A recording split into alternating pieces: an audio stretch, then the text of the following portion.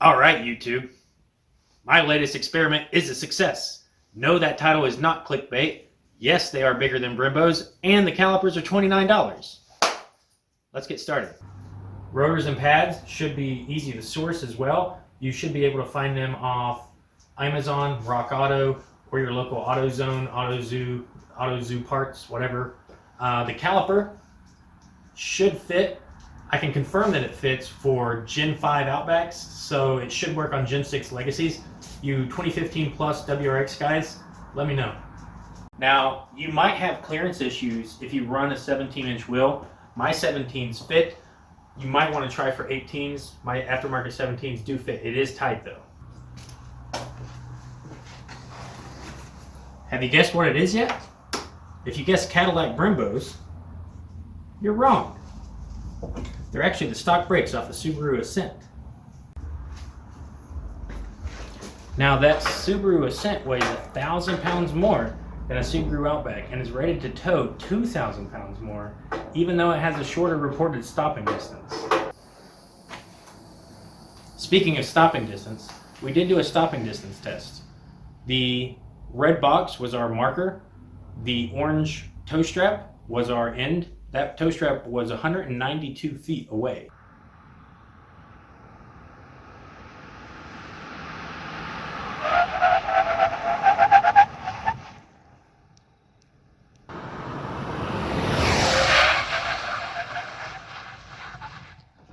Ooh. We tested it, and I got a measurement of 143 feet, stopping 70 to 0, which is very strong. So I'm not going to use this as an actual advertisement. I'm going to say that you're getting a larger brake rotor that can dissipate a lot more heat, which is something that I wanted because I plan to tow a lot in the future. So give this video a watch. Let me know if you have any constructive criticism, feedback on any of my methods or anything I do here. As far as I know, I'm the first person to have done this, so I'm sure this could develop in the future. I've been working on this on and off for about a year now, and I think this is a good upgrade for a lot of people, especially, like I said, Outbacks and Legacies. I can confirm it bolts on. I think the WRX guys, at least in the front, should have an easy time bolting on. I haven't figured out the rear knuckle on theirs yet, but if any of y'all do, let me know, please. I think this is going to be a good upgrade for a lot of people too, because it's not a lot of money.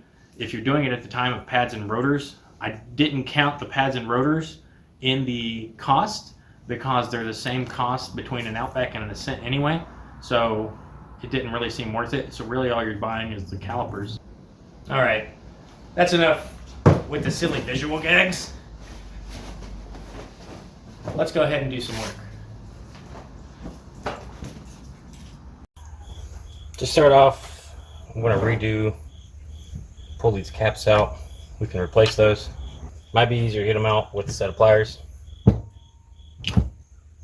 just pull out like that.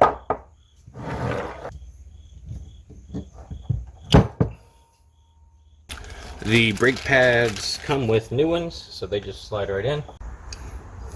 The easiest way I've found to install these is get a little silicone lubricant and push them all in, and then push down, and it should slide in like that. Looks good. Now we'll put on the new caps. They just pop on.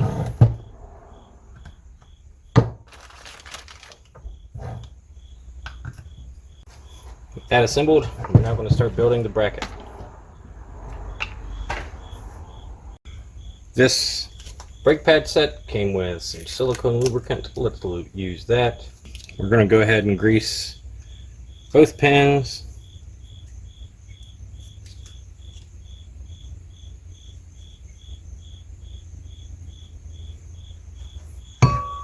And mine shot. No. And mine shot this time. And we're going to go ahead, insert it in. Oh.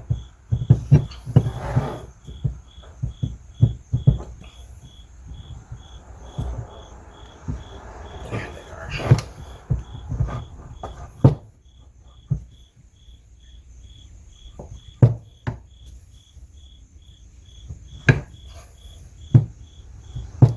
are.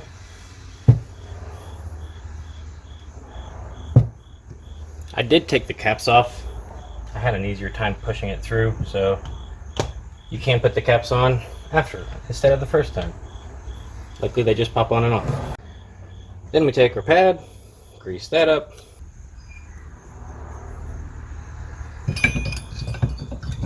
Clip that in. Now we do the other one. They're really stingy on this grease. I don't know how they expect you to grease everything they're asking to and have enough. Luckily I have more that I'll use on the other one. Excellent. This pops it down. It goes there. Just like that. And finally, the fun one. We gotta put this clip on. You've got to take this clip and push it so that it's holding it in place. The goal is for it to clip like that. I don't know if that's easier or not. Let's find out.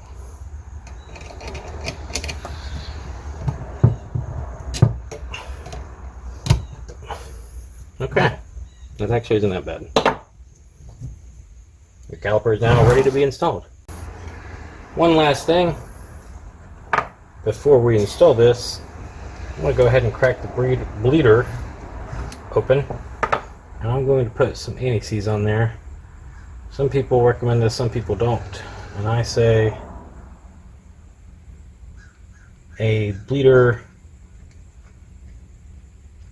with anti-seize is better than a seized bleeder that snaps off. You could possibly use Teflon tape. Teflon is actually not a sealant, it's a thread cleaner, but this does the same thing. These are wonderful. These 6-sided flare nut wrenches, they also have a pivoting head. I think you're only supposed to torque this to like 10 pound-feet, so don't over crank it there. And then we'll go ahead and make sure there's a cap on it. We don't want these things going bad for a very long time because we want new brakes. Nice fresh brakes, right? Now, for the sake of time, I've gone ahead and skipped showing removing the wheel, putting the car up on jacks, and putting proper jack stand support up. From there, we're going to start with pretty standard brake job. This is going to be a 14mm nut to take this one off. And then once that one's loose, we'll go ahead and remove the two. We're going to drop it on the ground, and then we're going to go ahead and pick it back up. And we'll go ahead and get the caliper out if we can.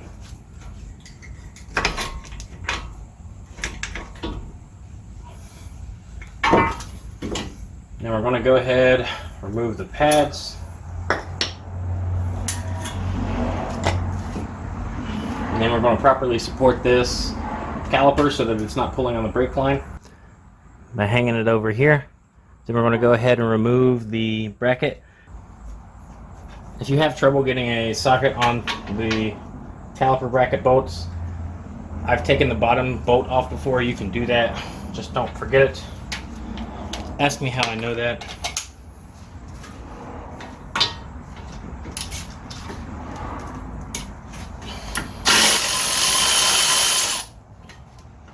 The bracket is now off. We will not be reusing the bracket bolts, so I'm just going to go ahead and thread them back into the bracket so that I don't lose them.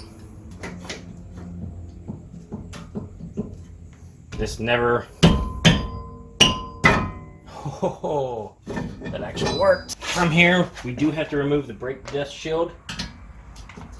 They're 12mm bolts.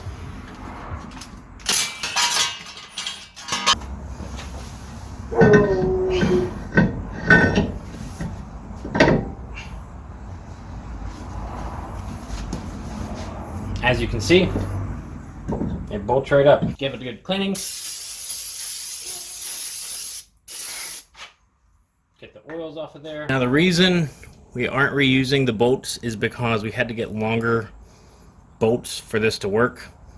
These are M12 by 1.25 fine thread 10.9 flange bolts. They're 48mm long. This is possibly a little too long. I think I could get by with 38 millimeters, but I couldn't find any in stock, so this is what I got. Now the trick to make this all work, we're going to need 3 M12 spacers, or excuse me, 3 M12 washers. It should be a total of about 7.5 millimeters of spacing. So what you're going to do, this is the end result. That bolt is longer. Focus.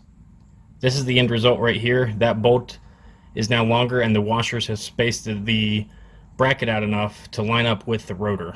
And from there, we're going to go ahead and install the new caliper.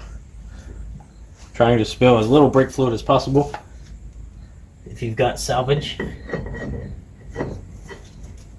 like I do.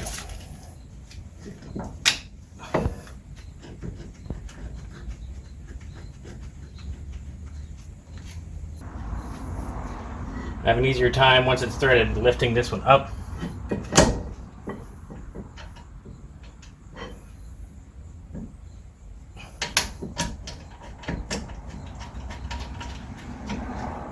And then shifting it back into position. From there, go ahead and tighten down the bolts. These bolts that I got are 17 millimeter, so go ahead and torque them down.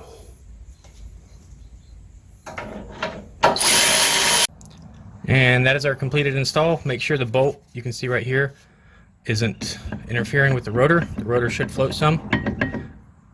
And then we're going to go ahead and move our brake line over. And moving that brake line over is as easy as breaking the banjo bolt loose. And as quickly as you can, moving it over to the new caliper. Alright, now we're going to go ahead and bleed the brake. And if you want just the front brakes, you're done. But we're going to go ahead and do the rear brake swap as well. Something else to be considered here is going to be weight. And the stock setup is going to weigh just over 35 pounds. And the new setup with the Ascent brakes are coming in right at 37 pounds. Now there's also not just a matter of the unsprung mass on the hub, but the matter of rotational weight, which is the rotor that's spinning, is actually part of the weight, similar to a heavier wheel and tire. The rotor that I'm taking off the car is coming in at 22 pounds. Just the factory Ascent rotor is 20 pounds. So that would mean the Ascent rotor is actually lighter, at least the aftermarket ones that I got. As for the rear brakes, in the interest of time, I've already put it up on jack and jack stands. We're going to remove this clip, and I know what you're thinking. You're saying to yourself, well, what he's going to do in the back is he's going to cut the bracket off, or the dust shield off, and then once he has the dust shield off, then he's going to space out the bracket. Why don't you just watch? So with that clip removed, make sure your emergency brake isn't set. We're going to go ahead and remove the caliper bracket. Those are 14 millimeter. We're going to slide the caliper off. And then if you watched my brake change video, these are those pads I put on. We're going to pop those out. You can see I've got very little wear on those. We're then going to pop the bracket out of the caliper. It just slides off. There's no locking pin. And then for safety, we're going to go ahead and tie a couple of these on. You do not have to disconnect the brake caliper. I repeat, you do not have to disconnect the brake caliper. All you need is the bracket. If you can source this bracket without buying the calipers, Subaru only sells them as a single piece. You don't even need to buy the calipers. With the bracket off, we're now going to remove the rotor. With the caliper off, the bracket removed, we can now go ahead and remove the rotor. I'm going to use that same, I believe it's M8 bolt. With that bolt in, we can drive it in with some Ugga Duggas.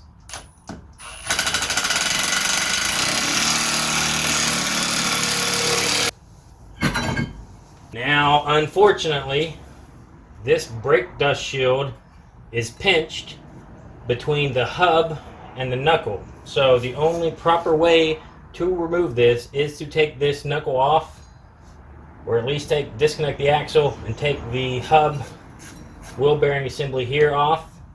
I'm not going to do that. Once again, I believe that the Ascent brake dust shields will bolt on based on me staring at diagrams a lot.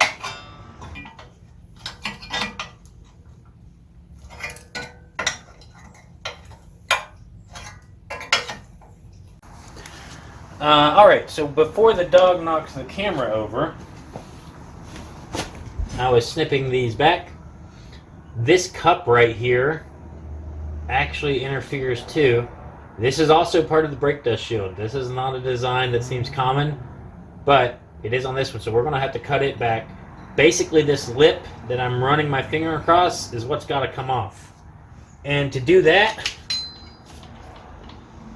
we're going to use the good old-fashioned angle grinder for eye protection.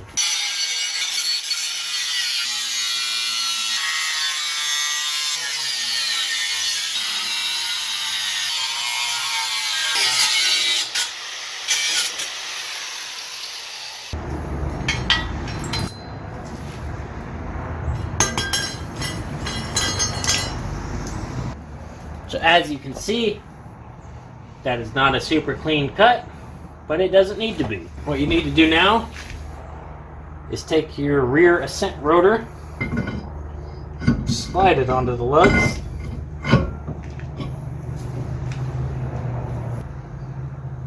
and confirm there's no scraping. From there, the last thing you need to do, these two holes for the caliper brackets are going to be too small for the bolts. Did you get an idea there? Otherwise they'll bolt up. What you need to do is drill out the knuckle for an M12 by 1.25 pitch threaded bolt. If you are paying attention, that is the same bolt we used up front. Now a 12mm drill bit can be bought, but something that a lot of people probably have lying around in their garage is a 1/2-inch drill bit. Now we'll go ahead and drill out these knuckles, these holes in the knuckle rather, with a 1/2-inch drill bit. I don't have any drilling lube offhand, so I'm using just something. Anything is better than nothing.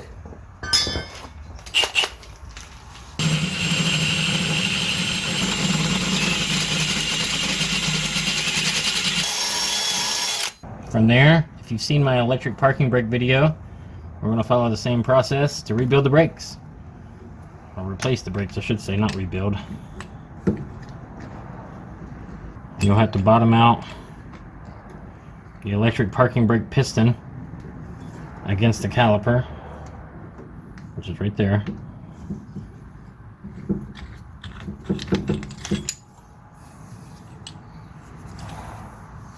I love this tool.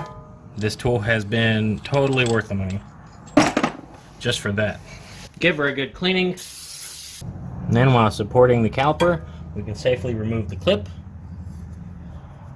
We're going to go ahead and grease the slide pins, which on these newer style are integrated.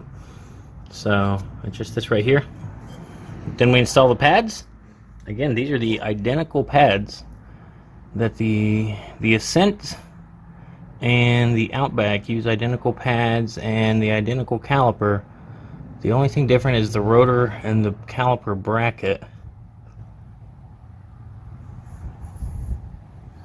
Just make sure you get all the sliding surfaces nice and greased. I like to grease the back too. It's supposed to help with noise. But do not get any grease on the braking pad surface, which is what you're looking at right here.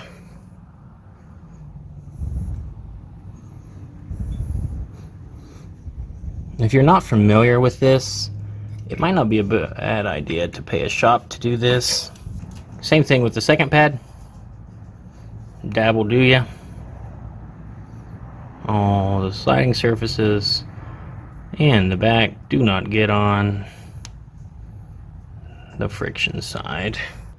These new M12 by 1.25 pitch thread. They're flange bolt, or they're flange head, excuse me, flange head bolts.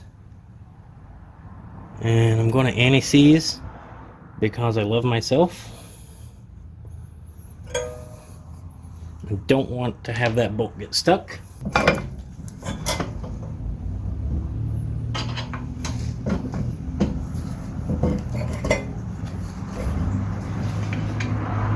And then we'll reinstall the bottom bolt, or not reinstall, but install the new bottom bolt. And finally, we just send those new bolts home. They are now 17 millimeter and now match the front.